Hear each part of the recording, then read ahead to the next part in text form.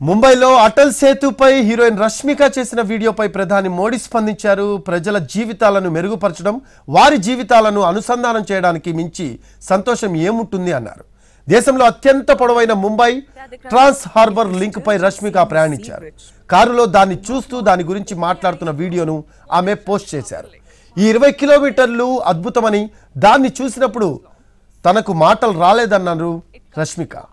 నవీ ముంబై నుంచి ముంబై, గోవా నుంచి ముంబై, బెంగళూరు నుంచి ముంబై, ఇలా అన్ని ప్రయాణాలు అద్భుతంగా ఉన్నాయని, ఇది ఎంతో గర్వాన్ని కలిగిస్తోందని అన్నారు రష్మిక.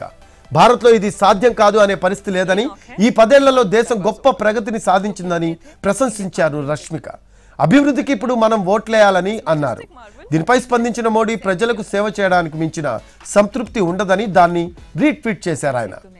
అటల్ సేతును జనవరిలో ప్రధాని నరేంద్ర మోడీ ప్రారంభించారు. దేశంలోనే పొడవైన వంతెన ఇది.